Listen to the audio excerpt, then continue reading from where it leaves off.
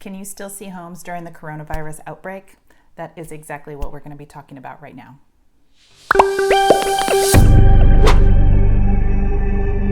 Hi, my name is Johanna Dueren. I'm with Circa Properties here in beautiful St. Louis, Missouri. And as we all know, we are dealing with the coronavirus outbreak here in St. Louis and across the entire country. I have been contacted by several buyers, current buyers and new people that are thinking about looking at property, especially considering that rates are so low. And the first question that everybody is asking me is, are we still able to look at houses during the coronavirus outbreak? I would like to start by saying that if you do not have to move right now, I would recommend just putting your move on hold. I think that rates are going to stay low for a while. It is not worth your health or the health of other people to get out in the world and take a look at things. Currently here in St. Louis, today is Saturday the 28th, and last Monday the 23rd, we went under the official sheltering in place advisory from St. Louis City and St. Louis County. So we are under a state of emergency. If moving is one of those things that you can put off for a couple of months, I highly would recommend that you do that. Stay home, play more Scrabble, watch more Netflix, cook, do all the things that you need to do to just stay at home. That being said, not everybody has that option. There are several people out there right now that actually really have to move and don't have an option. So if that is the case, here are some of the ways that we are protecting ourselves, protecting you, and that we are able to still get you into a house while we are dealing with the pandemic. So to start with, at Circa Properties, where I work, all of our listings are done on a virtual tour on something called Matterport. So I'm going to put a link below to my listing at 1411 South 10th Street so that you can get an idea of what the Matterport process looks like. It's a virtual tour, so you don't have to leave your house. You can get in the house, you can pivot around, you can virtual tour the entire home without actually stepping foot in it. This is going to give you a huge opportunity to take a look at all kinds of property before you get serious about going out and taking a look at something and deciding if something is a good fit for you or not. And I would say in this environment, it's probably best to be super discriminating. If you think that once you get somewhere and a certain floor plan or something about it is not going to work for you, then let's go ahead and cross it off your list now. There's no reason to risk your health to get you into the property if you have questions about it.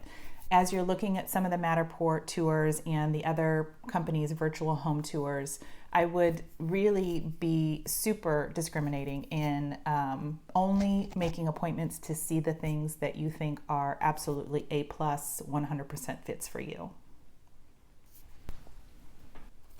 I will start by saying if you are feeling sick, if you are having any symptoms at all, please do not even contact an agent. Just stay home. And we will wait until after you're feeling better to go and take a look. But you're feeling well and you've done your virtual tour and now you'd like to make an appointment to go and take a look at something. Here are the precautions that we are taking. If a seller has decided that they are okay with allowing showings, we are asking them to leave all of the lights on, leave all of the doors open, leave all of the cabinet doors open, the linen closets, the pantry, so that it minimizes the amount of things that the agent and the buyer need to touch to open when they go to the property. If you are a buyer client of mine, I'm asking you to drive separately. I will meet you there at the property. Bring plenty of hand sanitizer. If you don't have hand sanitizer, just let me know. I've got plenty and I can bring some and, spray you down before we go inside. While we are in the property, just be super respectful of the person that lives there if it's an occupied property. We're going to try to touch as little as possible. Like I said, if it's one of our properties, we'll have the sellers kind of open everything up. If it's somebody else's listing, we don't really have control over what they are leaving open or leaving on, but we'll try to touch as little as possible. And then we are trying to keep respectful distance from each other. Obviously, we don't want to be right on top of each other. We'll try to be at least 6 feet apart from each other so we can limit the exposure that we have to each other. After you are leaving a property, it's best, and this is probably actually just a good idea in general, it's best to have your conversations about the property separately. So we're not going to stay in the house and talk about it. We probably won't even stay outside and talk about it. Go ahead and get in your car. We'll get on the phone. We'll have all of our conversations about what you think about it, what you think your next steps are. And that way we are limiting our exposure to each other in that way as well. If you decide to move forward with a property, please keep in mind as well that time frames right now are a little bit bajiggity with everything. Inspections, appraisals, city occupancy inspections, all those might take a little bit longer. So work with your agent to make sure that your timeframes make sense. Make sure that everybody on both sides of the deal understand that we're all going to be super patient with each other, and we are going to work together to get to the closing table, given all of the circumstances.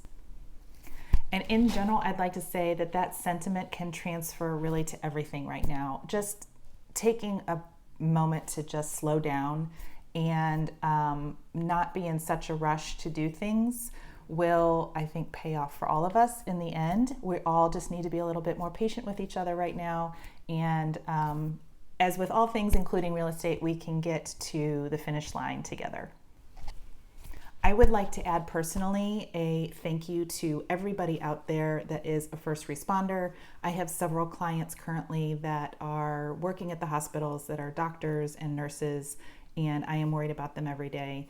I especially want to thank all the people that are working in the grocery stores, that are working at the gas stations, putting themselves at risk so that life can go on for everybody else in some capacity.